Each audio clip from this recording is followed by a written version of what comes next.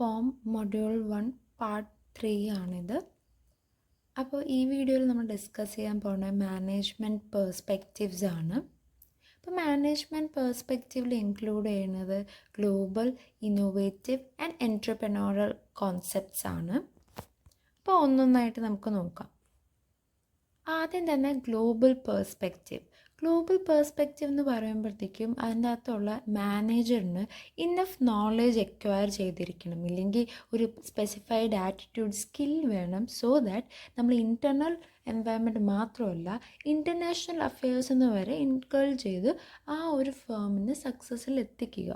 അപ്പോൾ അതിൽ ഇൻക്ലൂഡ് ചെയ്യുന്ന കുറേ ഫാക്ടേഴ്സ് എന്ന് പറയുമ്പോഴത്തേക്കും ആ നോളജ് ഇൻക്ലൂഡ് ചെയ്യണത് സോഷ്യലായിട്ടും പൊളിറ്റിക്കൽ ഇല്ലെങ്കിൽ എൻവയൺമെൻറ്റൽ ഫോഴ്സസ്, അതും നാഷണൽ ഈവൻ റീജിയണൽ ബൗണ്ടറീസിലുള്ള which can actually affect the firm.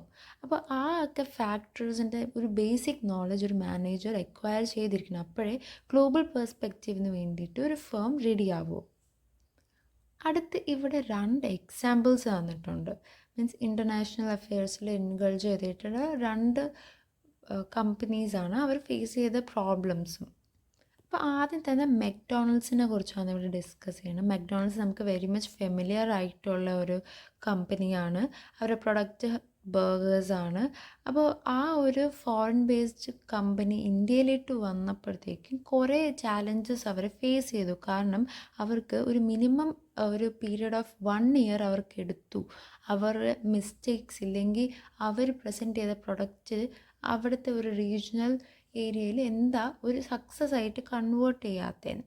McDonald's actually produce ചെയ്യണത് ഹാംബർഗേഴ്സും പോർക്ക്, ബീഫ് ഇൻക്ലൂഡ് ചെയ്യണ പാറ്റീസുള്ള ബർഗേഴ്സ് ആയിരുന്നു ഫോറിൻ അവരുടെ പാരൻറ്റ് കൺട്രിയിൽ. പക്ഷേ അതൊരു ഫോറിൻ കൺട്രി ആയിട്ടുള്ള ഇന്ത്യയിലോട്ട് വന്നപ്പോഴത്തേക്കും അവരുടെ പ്രൊഡക്ടിവിറ്റി ഇൻക്രീസ് ചെയ്യാൻ വേണ്ടിയിട്ട് അവരുടെ പ്രോഡക്റ്റ് തന്നെ ഫുള്ളി ട്രാൻസ്ഫോം ചെയ്യേണ്ടി വന്നു. കാരണം അവർ പോർക്കും ബീഫ് യൂസ് ചെയ്തുകൊണ്ടിരുന്ന പാറ്റി അവരിവിടെ വന്നപ്പോഴത്തേക്കും ചിക്കൻ, വെജ് അങ്ങനത്തെ പ്രൊഡക്ട്സിലോട്ട് കൺവേർട്ട് ചെയ്യേണ്ടി വരും. കാരണം ഇവിടുത്തെ ഹിന്ദുസിൻ്റെ ബിലീഫ്സിൻ്റെ അക്കോർഡിങ് അവർ പ്രസൻറ്റ് ചെയ്ത ബർഗേഴ്സ് അവർ അക്സെപ്റ്റബിൾ അല്ലായിരുന്നു. അപ്പോൾ ഇൻ്റർനാഷണൽ അഫെയർസിലോട്ട് വന്നപ്പോഴത്തേക്കും അവർക്ക് ഫുള്ളി അവരെ പ്രൊഡക്റ്റിനെ ട്രാൻസ്ഫോം ചെയ്യേണ്ട ഒരു സിറ്റുവേഷനാണ് വന്നത്. അപ്പോൾ ഇത് മെക്ഡൊണാൾഡ്സിൻ്റെ ആണ്. അടുത്ത് യുണൈറ്റഡ് എയർലൈൻസ് എന്ന് പറയുന്ന കമ്പനി അവരൊരു പ്രൊഡക്റ്റ് പ്രസൻറ്റ് ചെയ്തപ്പോഴത്തേക്കും അതും ഒരു ബിഗ് സക്സസ്സിലോട്ട് പോയില്ല. കാരണം ഏഷ്യൻ കൺട്രീസ് ആയിട്ടുള്ള ഹോങ്കോങ് ആയാലും ഇല്ലെങ്കിൽ വേറെ ഏതെങ്കിലും കൺട്രീസ് ആയാലും അവർക്ക് അവരെ എയർലൈൻസ് ഒരു ബാഡ് ലക്ക് ആയിട്ട് ഇല്ലെങ്കിൽ ഒരു ഡെത്ത് ആയിട്ടായിരുന്നു അവർ റീപ്രസെൻ്റ് ചെയ്യുന്നതെന്ന് പറഞ്ഞു. കാരണം അവർ യൂസ് ചെയ്ത ഒരു വൈറ്റ് കാർണേഷൻസ് ആക്ച്വലി അതിൻ്റെ റിസംബ്ലൻസ് ആണെന്നാണ് ഏഷ്യൻസ് ബേസിക്കലി റീപ്രസെൻ്റ് ചെയ്തത്. സോ ദാറ്റ് അവർ യുണൈറ്റഡ് എയർലൈൻസ് ഏഷ്യൻ കൺട്രീസിലോട്ടുള്ള എയർലൈൻസിലുള്ള മോഡിഫിക്കേഷൻ വരുത്തുകയും അങ്ങനെ അവരുടെ പ്രൊഡക്ടിവിറ്റി ഇൻക്രീസ് ചെയ്യുകയും ചെയ്തത്. അപ്പോൾ ഇത് 2 കമ്പനീസിൻ്റെ നമ്മൾ എക്സാമ്പിൾസ് പറഞ്ഞു.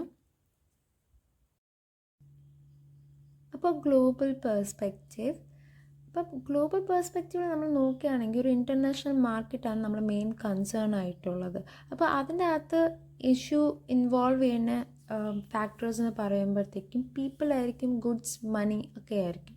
അപ്പോൾ അതിനെ ഒരു മെയിൻറ്റെയിൻ പ്രോസസ്സിൽ കൊണ്ടുപോവുക ചെയ്യുകയും അത് നാഷണൽ ബൗണ്ടറിയിലോട്ട് പോകുമ്പോൾ ഈ ഫാക്ടേഴ്സ് മാത്രമല്ല അഡീഷണൽ ഫാക്ടേഴ്സ് അത്രമാത്രം ഇൻവോൾവ് ചെയ്യുകയും ചെയ്യും. അപ്പോൾ അതെല്ലാം കൺസേൺ ചെയ്യണത് തന്നെയാണ്. ഈ മാനേജറൽ ഇഷ്യൂസ് എല്ലാം വെരി മച്ച് കൺസേണിങ് ആണ് ഒരു ഇൻ്റർനാഷണൽ മാർക്കറ്റിൽ വരുമ്പോഴത്തേക്കും. ഒരു ഫ്രീ മാർക്കറ്റ് എഗ്രിമെൻറ്റ് ചെയ്യുകയാണെങ്കിൽ അവിടെ ട്രേഡ് ബാരിയേഴ്സ് ഇല്ല, അത്രമാത്രം കോമ്പറ്റീറ്റേഴ്സ് കൂടുകയും ചെയ്യും. അപ്പോൾ ഒരു കോമ്പറ്റീഷൻ ലെവലിൽ നിൽക്കാൻ വേണ്ടിയിട്ട് ആ മാനേജറിന് അത്രമാത്രം ഇമ്പ്രൂവ്മെൻറ്റ്സും സ്കിൽസും കൊണ്ടുവരുന്നതെന്ന് ചെയ്യണം.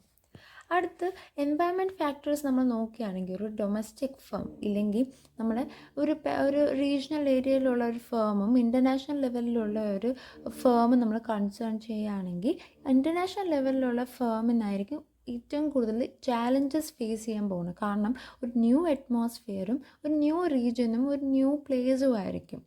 അപ്പോൾ അവിടുത്തെ സ്റ്റഡി ആദ്യം നടത്തി വരുമ്പോഴത്തേക്കും ഒരു പീരീഡ് തന്നെ ആവും. അപ്പോൾ അതിൻ്റെ അക്കോർഡിങ്ങുള്ള പ്രൊഡക്റ്റിൽ വരുന്ന ചേഞ്ചസും ഒക്കെ എടുക്കാൻ വേണ്ടിയിട്ട് ടൈം എടുക്കും. അപ്പോൾ ഡൊമസ്റ്റിക് ഫേംസിന് അത്രമാത്രം ഈസിയർ ആയിരിക്കും. ബിക്കോസ് അവർക്ക് ആ റീജിയനിലുള്ള എല്ലാ നോൺ പ്ലേസസും അവർക്ക് അവിടെയുള്ള കൾച്ചറൽ ഇഷ്യൂസും എല്ലാം അവർക്ക് നോൺ ആയിരിക്കും. അവിടെ നോളജൊക്കെ അവർക്ക് നോൺ ആയിരിക്കും. അടുത്ത് ഗ്ലോബൽ മാനേജേഴ്സിൻ്റെ need day by day increase ചെയ്തുകൊണ്ടിരിക്കുകയാണ്. കാരണം എത്രമാത്രം നമ്മൾ കമ്പനീസും ട്രേഡ്സും ഒക്കെ ഇൻക്രീസ് ചെയ്യണോ അത്രമാത്രം ഈ ഒരു ഗ്ലോബൽ മാനേജറിൻ്റെ റിക്വയർമെൻറ്റ്സ് ഇൻക്രീസ് തന്നെ ചെയ്യുക. കാരണം ഈ ഗ്ലോബൽ മാനേജർ പ്രൊഫഷണൽ ഗോൾസ് ആയിട്ടുള്ള മണിയും പ്രോഫിറ്റും മാത്രമല്ല, അവർ കൾച്ചറൽ ഡിഫറൻസും ഹ്യൂമൻ ഇൻട്രാക്ഷൻസും ഒക്കെ ഹാൻഡിൽ ചെയ്തെന്ന് ചെയ്യുന്നുണ്ട്. അടുത്ത് ഗ്ലോബൽ ഇക്കണോമി ആക്ച്വലി കുറേ ഓപ്പർച്യൂണിറ്റീസ് പ്ലേസ് ചെയ്യാറുണ്ട്. അപ്പോൾ അതിൻ്റെ അക്കോർഡിംഗ് ഒരു മാനേജർ ആ ഒരു പൊട്ടൻഷ്യൽ ഓപ്പർച്യൂണിറ്റീനെ എങ്ങനെ ഒരു ഫേമിലോട്ട് കൺസേൺ ചെയ്യാം, കണക്ട് ചെയ്യാം, അതിനുമായിട്ട് അവരെ ഫേമിനെ എങ്ങനെ ഇൻക്രീസ് ചെയ്യാം, അതിന് വെരി മച്ച് കൺസേണിങ് ആയിരിക്കണം, റെലവൻറ്റും വിജിലൻറ്റുമായിരിക്കണം. അപ്പോൾ ഓരോ പുതിയ കോമ്പറ്റീറ്റേഴ്സും ഫീൽഡിലോട്ട് വരികയാണെങ്കിലും അവരെ ചാലഞ്ച് ചെയ്യാനും അവരെ ഫൈറ്റ് ബാക്ക് ചെയ്യാനും ഒരു മാനേജറിന് എപ്പോഴും പറ്റണം.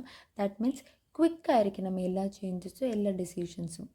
അടുത്ത് ഗ്ലോബൽ ബിസിനസ്സിൽ തന്നെ കുറേ ഫോംസ് ഉണ്ട്. അതിൽ 4 importing and exporting, licensing, strategic alliances അല്ലെങ്കിൽ ജോയിൻറ്റ് വെഞ്ചേഴ്സ്, പിന്നെ ഡയറക്റ്റ് ഇൻവെസ്റ്റ്മെൻറ്റ്സ്.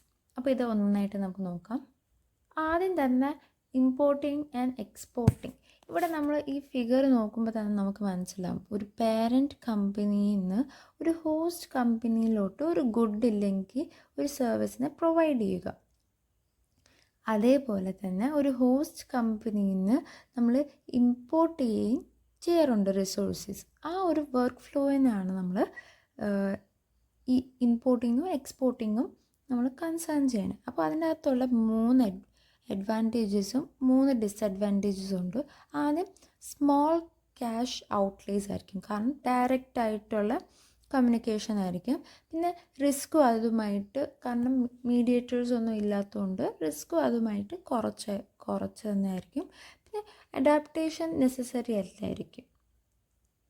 അടുത്ത് വരുന്ന ഡിസഡ്വാൻറ്റേജ് എന്ന് പറയുമ്പോഴത്തേക്ക് ട്രാഫിക്സ് ഇല്ലെങ്കിൽ ടാക്സസ്. കാരണം ഈ കൺട്രിയിലുള്ള ടാക്സസ് അല്ലായിരിക്കും ഒരു ഹോസ്റ്റ് കമ്പനി ഇല്ലെങ്കിൽ വേറെ ഏതെങ്കിലും കമ്പനിയിലോട്ടുള്ളത്. പിന്നെ ട്രാൻസ്പോർട്ടേഷൻ കോസ്റ്റ് അത്ര തന്നെ മീൻസ് പ്ലേസസിൻ്റെ അക്കോർഡിങ് കോസ്റ്റ് ഇൻക്രീസും ഡിക്രീസും ചെയ്യാം. പിന്നെ ഗവൺമെൻറ് റെസ്ട്രിക്ഷൻസ് ഉണ്ട് അതിൻ്റെ ബേസിസിൽ. അടുത്ത് ലൈസൻസിങ് ആണ്. ലൈസൻസിങ് എന്ന് പറയുമ്പോഴത്തേക്കും ഒരു പാരൻറ്റ് കമ്പനിയിൽ നിന്ന് ഒരു technical non how means like technically എന്തെങ്കിലും ലൈസൻസ് എടുക്കുകയാണ്. മീൻസ് ലൈക്ക് ഒരു നോൺ സംഭവം ലീസിന് എടുക്കാൻ പോലത്തെ സംഭവമാണ് ലൈസൻസിങ്ങും. അപ്പോൾ അതിൻ്റെ അകത്തുള്ള അഡ്വാൻറ്റേജ് എന്ന് പറയുമ്പോഴത്തേക്കും ഇൻക്രീസ് പ്രോഫിബിലിറ്റിയും എക്സ്റ്റെൻഡഡ് പ്രോഫിബിലിറ്റിയും ആയിരിക്കും. പക്ഷേ ഇതിൻ്റെ ഡിസഡ്വാൻറ്റേജ് എന്ന് പറയുമ്പോൾ ഇൻഫ്ലെക്സിബിളും കോമ്പറ്റീഷൻ അത്രമാത്രം ഇൻക്രീസ് ചെയ്യുകയും ചെയ്യും. അടുത്ത് ജോയിൻറ്റ് വെഞ്ചേഴ്സ് ആണ്, ഇല്ലെങ്കിൽ സ്ട്രാറ്റജിക് അലയൻസസ് ആണ്. അപ്പോൾ അതിൽ ഒരു എക്സാമ്പിൾ പറയുകയാണെങ്കിൽ ഒരു ടാസ്ക് കൊടുക്കുകയാണ് ഒരു കമ്പനിക്ക്, ഒരു ടാസ്ക് കമ്പനിക്ക് ടാസ്ക് കൊടുക്കുകയാണ്. പക്ഷേ ഈ ഒരു ടാസ്ക് കംപ്ലീറ്റ് ചെയ്യാൻ വേണ്ടിയിട്ട് അവരുടെ കയ്യിലുള്ള റിസോഴ്സസ് അതുമായിട്ട് അപ്രോപ്രിയേറ്റ് അല്ലായിരിക്കും, അല്ലെങ്കിൽ ഇൻസഫിഷ്യൻ്റ് ആയിരിക്കും. പക്ഷേ വേറൊരു കമ്പനിയുമായിട്ട് അവർ ടൈപ്പ് ഉണ്ടാക്കുകയും ആ ഒരു ടാസ്കിനെ ഈക്വലി ഡിവൈഡ് ചെയ്യുകയും അല്ലെങ്കിൽ ഫ്രാക്ഷണലി ഡിവൈഡ് ചെയ്യുകയും ചെയ്തിട്ട് അവർ രണ്ടുപേരും റിസോഴ്സസും യൂട്ടിലൈസ് ചെയ്ത് ഈ ഒരു ടാസ്കിന് വേണ്ടി പ്രോസസ്സ് ചെയ്യും. അപ്പോൾ അതിനെയാണ് നമ്മൾ ജോയിൻറ്റ് വെഞ്ചേഴ്സ് എന്ന് പറയുന്നത്. അപ്പോൾ അതിനകത്ത് വരുന്ന ബെനിഫിറ്റ്സ് എന്ന് പറയുമ്പോഴത്തേക്കും ഒരു ഇതിൻ്റെ അകത്ത് വരുന്ന അഡ്വാൻറ്റേജസ് എന്ന് പറയുമ്പോഴത്തേക്കും ഒരു ക്വിക്ക് മാർക്കറ്റ് എൻട്രി ആയിരിക്കും, കാരണം അത്രമാത്രം കുറച്ച് പ്രോസസ്സിങ് ടൈം മതി. അടുത്ത access to material and technology means like ഷെയറിങ്ങും ഒക്കെ നമുക്ക് ചെയ്യാൻ പറ്റും. പക്ഷേ ഇതിനകത്ത് വരുന്ന ഡിസഡ്വാൻറ്റേജസ് എന്ന് പറയുമ്പോൾ ജോയിൻറ്റ് ഓണർഷിപ്പ് ആയിരിക്കും, കാരണം ആ രണ്ട് കമ്പനിക്കും ഈക്വലി ഡിവൈഡ് ചെയ്ത് തന്നെ ഓണർഷിപ്പ് കൊടുക്കേണ്ടി വരും. അടുത്ത ലിമിറ്റഡ് കൺട്രോൾ ആൻഡ് പ്രോഫിറ്റ് ആയിരിക്കും. കാരണം ഒരു കൺട്രിക്ക് ഒരു ഫേമിന് മാത്രം നമുക്ക് ഒരു പ്രോഫിറ്റ് കൊടുക്കാൻ പറ്റില്ല ഫുള്ളി. കാരണം രണ്ട് കമ്പനീസും ഇൻവോൾവ് ചെയ്യുന്നുണ്ട്, ഈക്വലി ഡിവൈഡ് ചെയ്ത് തന്നെ ചെയ്യണം. അടുത്ത് വരുന്നത് ഡയറക്റ്റ് ഇൻവെസ്റ്റ്മെൻ്റ് ആണ്. ഡയറക്റ്റ് ഇൻവെസ്റ്റ്മെൻ്റ് എന്ന് പറയുമ്പോഴത്തേക്കും പാരൻറ്റ് കമ്പനിയിൽ നിന്ന് ഡയറക്റ്റ് ഇൻവെസ്റ്റ് ചെയ്യുക, മീൻസ് ലൈക്ക് മണി ആയിട്ട് ക്യാപിറ്റലായിട്ട് കൊടുക്കുക. അപ്പോൾ അതിൽ അഡ്വാൻറ്റേജസ് എന്ന് പറയുമ്പോഴത്തേക്ക് ഇൻഹാൻസ്ഡ് കൺട്രോൾ ആയിരിക്കും, എക്സിസ്റ്റിംഗ് ഇൻഫ്രാസ്ട്രക്ചർ തന്നെയായിരിക്കും. അടുത്ത് ഇതിൻ്റെ അകത്തുള്ള ഡിമെറിറ്റ്സ് എന്ന് പറയുമ്പോൾ അത് അത്രമാത്രം കോംപ്ലക്സ് ആയിരിക്കും, കാരണം ഒരു ലാർജ് ചെയിൻ വർക്ക് ആയിരിക്കും അത്. അടുത്ത് ഗ്രേറ്റർ ഇക്കണോമിക് പൊളിറ്റിക്കൽ റിസ്ക് ആണ്. കാരണം ഇതിൻ്റെ അകത്ത് ഒരു പേരൻറ്റ് ഹോസ്റ്റ് കമ്പനി സക്സസ്ഫുൾ അല്ലെങ്കിൽ ആ ഒരു ക്യാപിറ്റൽ ഇൻവെസ്റ്റ്മെൻറ്റ് ഡൗൺഫോൾ തന്നെ ചെയ്യും. പിന്നെ ഗ്രേറ്റർ അൺസർട്ടനിറ്റി ആയിരിക്കും. അപ്പോൾ അടുത്ത ചാലഞ്ചസ് ടു ഗ്ലോബൽ മാനേജ്മെൻ്റ് ആണ്. അപ്പോൾ ഗ്ലോബൽ മാനേജ്മെൻറ്റ് ചാലഞ്ച് ചെയ്യുന്ന കുറച്ച് ഫാക്ടേഴ്സ് ഇവിടെ ഇൻലിസ്റ്റ് ചെയ്തിട്ടുണ്ട്. 3 എണ്ണം ഉണ്ട്: economic environment, political and legal environment, ഇല്ലെങ്കിൽ കൾച്ചറൽ എൻവയൺമെൻറ്റ്. അപ്പോൾ ഇക്കണോമിക് എൻവയൺമെൻറ്റിൽ വരുമ്പോഴത്തേക്ക് ഇക്കണോമിക് സിസ്റ്റം, ഓരോ സ്ഥലത്തുള്ള ഇക്കണോമിക് സിസ്റ്റം വേറെ വേറെ ആയിരിക്കും. എക്സ്ചേഞ്ച് റേറ്റ്സും അതുമായിട്ട് ഡിഫറെൻ്റ് ആയിരിക്കും. നാച്ചുറൽ റിസോഴ്സസും അതിൻ്റെ അക്കോർഡിങ് വേറെ തന്നെയായിരിക്കും. പിന്നെ ഇൻഫ്രാസ്ട്രക്ചേഴ്സും. അടുത്ത് വരുന്നത് പൊളിറ്റിക്കൽ ലീഗൽ എൻവയൺമെൻ്റ് ആണ്. ഓരോ സ്ഥലത്തും ഡിഫറെൻറ്റ് ടൈപ്പ് ഓഫ് ഗവൺമെൻറ് ആയിരിക്കും. അതിപ്പോൾ മൊണാർക്കി ആയാലും ഡെമോക്രസി ആയാലും ഏത് ടൈപ്പ് വേണമെങ്കിലും ആവാം. പിന്നെ അതിൻ്റെ അക്കോർഡിംഗ് ഉള്ള ഇൻ്റർനാഷണൽ ട്രേഡ് എഫക്റ്റ് ചെയ്യും, കൺട്രോൾ ചെയ്യുകയൊക്കെ ചെയ്യുന്നത് ഡിഫറെൻറ്റ് വേയിലായിരിക്കും. ഇക്കണോമിക് കമ്മ്യൂണിറ്റീസും അവിടെയുള്ള ഡിഫറെൻറ്റ് തന്നെയായിരിക്കും. ലാസ്റ്റ് വരുന്നത് കൾച്ചറൽ എൻവയൺമെൻ്റ് ആണ്. കൾച്ചറൽ എൻവയൺമെൻറ്റ് നോക്കുമ്പോഴത്തേക്കും ഓരോ സ്ഥലത്തെ വാല്യൂസ്, ലാംഗ്വേജസ്, ബിലീവ്സ് ഒക്കെ വേറെ വേറെ തന്നെയായിരിക്കും. ഇൻഡിവിജ്വൽ ബിഹേവിയറും പല കൾച്ചറിൻ്റെ അക്കോർഡിംഗ് അത് വേരി തന്നെ ചെയ്തുകൊണ്ടിരിക്കും. അപ്പോൾ ഇതാണ് 3 ചാലഞ്ചസ്. അടുത്ത് വരുന്ന ഇന്നോവേറ്റീവ് പെർസ്പെക്റ്റീവ് ആണ്. ഇന്നോവേഷൻ എന്ന് പറഞ്ഞാൽ ഒരു പ്രോഡക്റ്റ് അല്ലെങ്കിൽ സർവീസിനെ നമ്മൾ എങ്ങനെ ഒരു ന്യൂ ഫോമിൽ വിത്ത് നോൺ നോളജ് അല്ലെങ്കിൽ ക്രിയേറ്റിവിറ്റി ഇൻക്രീസ് ചെയ്ത് അതിനെ ഫുള്ളി ഒരു കോമ്പറ്റേറ്റീവ് എൻവയൺമെൻറ്റിൽ സക്സീഡ് ചെയ്യാൻ പറ്റുന്ന ഒരു പ്രൊഡക്റ്റായിട്ട് കൺവേർട്ട് ചെയ്യണമെന്ന് നമ്മൾ ഇന്നോവേഷൻ എന്ന് പറയുന്നത്. നമുക്കിവിടെ കുറച്ച് എക്സാമ്പിൾസ് തന്നിട്ടുണ്ട്: ആപ്പിൾ, ഫേസ്ബുക്ക്, ഗൂഗിൾ, ആമസോൺ ഒക്കെ. അടുത്ത ഇന്നോവേറ്റീവ് പെർസ്പെക്റ്റീവിലോട്ട് പോവുകയാണെങ്കിൽ ഇന്നോവേഷൻ്റെ നമ്മൾ ഡെഫിനേഷൻ പറഞ്ഞു. Innovation is the enhancement, adaptation or commercialization of new products, services or processes. അടുത്ത് വരുമ്പോഴത്തേക്കും ഇന്നോവേറ്റീവ് മാനേജ്മെൻറ്റിലോട്ട് പോകുമ്പോഴത്തേക്കും അത് ഈ ഇന്നോവേഷൻ്റെയും ചേഞ്ചിൻ്റെയും കണ്ടിന്യൂവേഷൻ തന്നെയാണ്. കാരണം ഒരു പുതിയ അഡ്മിനിസ്ട്രേഷൻ ഇല്ലെങ്കിൽ മാനേജ്മെൻറ്റ് സിസ്റ്റം കൊണ്ടുവരികയും ഒരു പ്രൊഡക്റ്റിൻ്റെ അക്കോർഡിംഗ് ആ ഒരു ഇൻഡസ്ട്രിക്ക് ഒരു അഡ്വാൻറ്റേജ് കൊണ്ടുവരികയും ചെയ്യുന്നതാണ് ഇന്നോവേറ്റീവ് മാനേജ്മെൻറ്റിൽ ഇൻക്ലൂഡ് ചെയ്യുന്നത്. ഇതിൽ ഇൻക്ലൂഡ് ചെയ്യുന്ന 3 ടൈപ്സ് ഉണ്ട് എക്സിസ്റ്റ് ചെയ്യണത്. ഒന്ന് process innovation, technical innovation, administrative innovation. ആദ്യം തന്നെ നമ്മൾ പ്രോസസ് ഇന്നോവേഷൻ നമ്മൾ നോക്കുകയാണെങ്കിൽ, പ്രോസസ്സ് എന്ന് പറയുമ്പോഴത്തേക്കും ഒരു ന്യൂ വേ നമ്മൾ ഒരു പ്രൊഡക്റ്റിനെയും ഇല്ലെങ്കിൽ ഒരു സർവീസ് നമ്മൾ ഇന്നോവേറ്റ് ചെയ്യുകയാണെങ്കിൽ അതിന് പ്രോസസ്സ് ചെയ്യണ ഒരു ന്യൂ വേ മീൻസ് നമ്മൾ കണ്ടുപിടിക്കുക തന്നെ ചെയ്യണം. അപ്പോൾ അതിൽ പ്രൊഡ്യൂസിങ് അല്ലെങ്കിൽ സെല്ലിംഗ് വേ ആയാലും പ്രോസസ്സ് ആയാലും ഡിസ്ട്രിബ്യൂട്ടിംഗ് വേ ആയാലും അതിലൊരു പുതിയ രീതി കൊണ്ടുവരുന്നതാണ് പ്രോസസ്സ് ഇന്നോവേഷനിലുള്ളത്. ടെക്നിക്കൽ ഇന്നോവേഷൻ എന്ന് പറയുമ്പോഴത്തേക്കും സിംപ്ലി ഒരു ന്യൂ പ്രോഡക്റ്റ് ഇല്ലെങ്കിൽ ഒരു സർവീസിനെ ഇംപ്ലിമെൻറ്റ് ചെയ്യുക, ടെക്നിക്കൽ രീതിയിലായാലും എങ്ങനെയായാലും. അഡ്മിനിസ്ട്രേറ്റീവ് ഇന്നോവേഷൻ എന്ന് പറയുമ്പോഴത്തേക്ക് ഫേമിൻ്റെ അകത്തുള്ള ഓർഗനൈസേഷൻ ഡിസൈനിൽ വരുന്ന ചേഞ്ചസ് കൊണ്ടുവരിക അല്ലെങ്കിൽ ഒരു പുതിയ സിസ്റ്റം കൊണ്ടുവരിക, അതാണ് അഡ്മിനിസ്ട്രേറ്റീവ് ഇന്നോവേഷനിൽ വരുന്നത്. അടുത്ത് വരുന്ന സ്ട്രാറ്റജി ഫോർ ഇന്നോവേറ്റീവ് മാനേജ്മെൻ്റ് ആണ്. ഇതിൻ്റെ അത് കുറേ പ്രോസസ്സസ് ഉണ്ട്, മീൻസ് സ്റ്റെപ്പ് ബൈ സ്റ്റെപ്പ്. അപ്പോൾ അത് ഒന്നൊന്നായിട്ട് നമുക്ക് ഡിസ്കസ് ചെയ്യാം. ആദ്യം തന്നെ ആക്സസ് എൻവയൺമെൻ്റ് ആണ്. മീൻസ് ലൈക്ക് അതിനകത്ത് ഓർഗനൈസേഷൻ ആദ്യം ഒരു സ്പെസിഫൈഡ് എൻവയൺമെൻറ്റിനെ ഫുള്ളി സ്കാൻ ഔട്ട് ചെയ്യണം, അതിനകത്തുള്ള ഇൻഫർമേഷൻസും എല്ലാം ഗ്യാദർ ചെയ്യണം.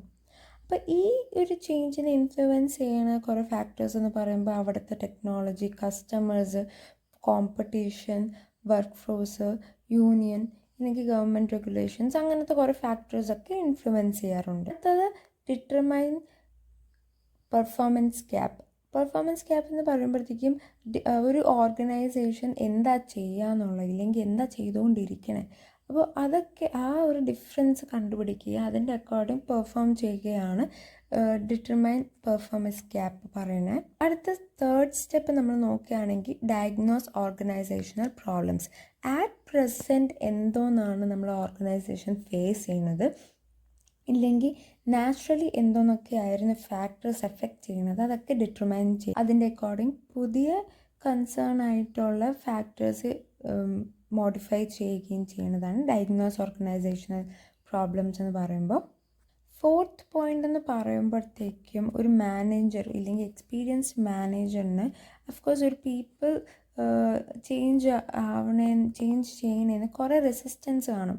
അപ്പോൾ അതിനെ ഓവർകം ചെയ്യുക എന്നാണ് അടുത്ത സ്റ്റെപ്പ് എന്ന് പറയുമ്പോൾ. അപ്പോൾ അതിനകത്ത് ഇൻവോൾവ് ചെയ്യണത് ഫിയർ, മിസ്അണ്ടർസ്റ്റാൻഡിങ് കാണും, ഡിഫറെൻറ്റ് അസസ്മെൻറ്റ്സ് ഓഫ് സിറ്റുവേഷൻ കാണും, വെസ്റ്റഡ് ഇൻട്രസ്റ്റ് കാണും. അപ്പോൾ അങ്ങനത്തെ കുറേ ചേഞ്ചസ് കാണും റെസിസ്റ്റ് ചെയ്യണത്.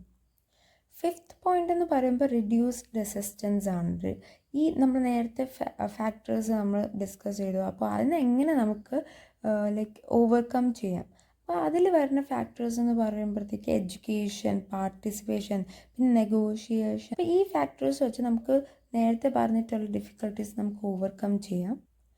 അടുത്ത് വരുന്ന ഒരു മെയിൻ കീ ആണ് സെറ്റിംഗ് ഓഫ് ഗോൾസ്.